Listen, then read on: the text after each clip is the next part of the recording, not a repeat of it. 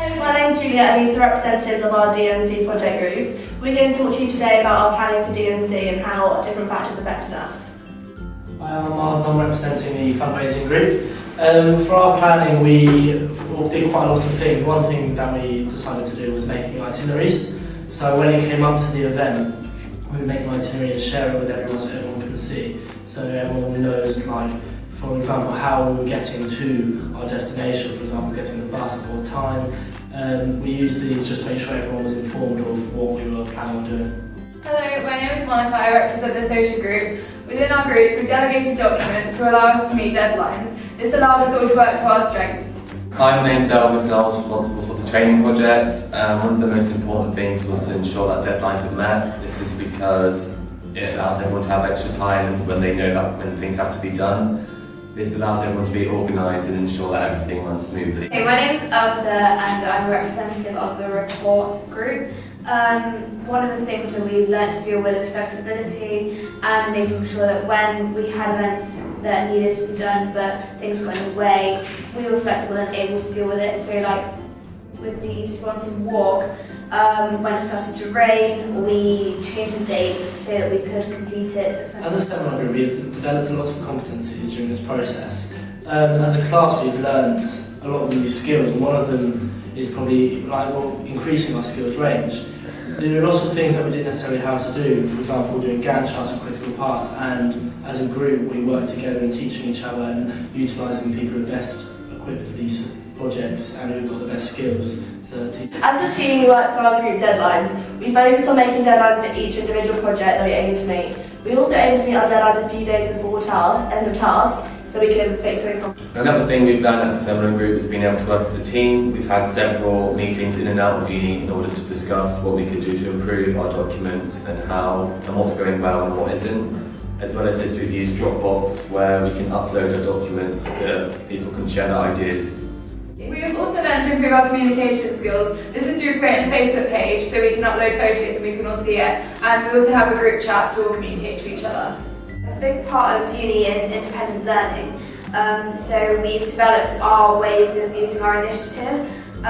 So all of our guidance is within the handbook and then we have to interpret it well, and we've worked really well at developing. So for executing, we wanted to make sure everyone was really organised and everyone knew the day plan. We decided to make itineraries for each of the events to make sure everyone knew how each day was structured, so there would be no confusions. Each project had to produce a risk assessment which was very beneficial for everyone, because it allowed us to come across any unexpected hurdles and challenges that we could face. This was a good way to execute our mission because it prepared us for the worst. To execute the social event effectively, we were able to get regular email updates from the fire station, and we also met with them on the day so that we could make sure the event runs smoothly.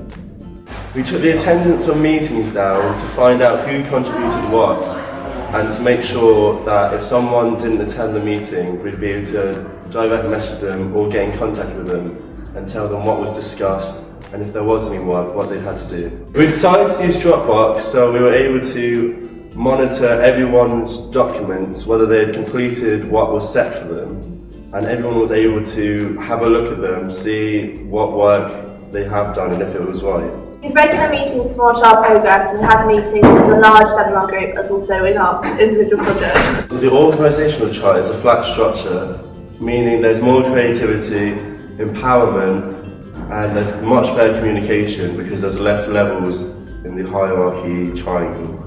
For the newspaper article, I consulted project members in order to analyse the success of each event. This helped me make a fair and correct judgment about how the events went. For the last part of the mission, for the closing stage, we had to all conduct project performances. We all worked together as a big seminar group to discuss what the strengths and weaknesses were of the whole project.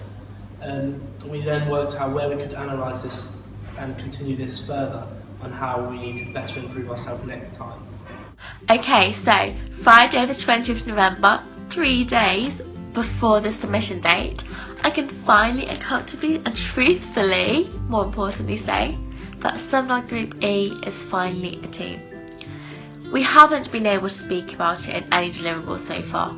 We haven't been able to speak about it in our presentation because if we had, it wouldn't be being completely truthful.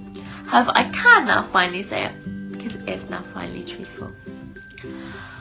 Our group realised today we firstly all came in on our day off. Not only did we finish the deliverables on our day off, but we done it together. And I don't just mean in the same room, sat around the same table, but we discussed them together, we edited them together, and then we finished them together. Everything was equal, and we hadn't been this equal at any stage in the mission. There was no single person responsible. There was no single person accountable. There was no single person consulted, and there's no single person informed. Everyone was the whole racy. Everyone couldn't have been more equal. And this meant that we all felt valued. We couldn't have felt more of a team if we tried. And this was an incredible feeling and was so good for our emotional well-being, and was just what we needed at the end of the mission to pull together in the way that we did was incredible. The problem is with social media such as Facebook is there is no tone. So with students such as myself that are incredibly stressed, I was perceived as not the nicest of team members. However, what wasn't realised until later on is my stress levels were because of outside factors. It wasn't anything that was in the group's control. It was because of my first year grades being important for applying for jobs next year for my 2019 intake. However, because other students weren't aware of that, it means they wasn't able to make a fair judgment on me. However, now they're aware of that, means that they're now able to make a fair judgment on me. In the planning stage of the mission, we had a traditional planning model. However, some elements of the generative model did appear, when most of the involvement was dialogue-based rather than written, for instance. Also, the contextual elements that were decided within the group and that were created had a sense of urgency amongst some members of the group, which further caused conflicts. Within the initiation stage of the project, we created templates for the individual documents that were produced prior to the main deliverable being produced, and this was because of the one best way method of Taylor. It enabled every document to have the same standard, the same format, and to be of the same quality and quantity that was produced as a whole. This enabled us to show our team working ability. Everyone in our group, I find, has come a long way since we started DMC. We've made a lot of new friendships, we've gained a lot of new skills. We all really enjoyed the mission. Thank you for watching this video.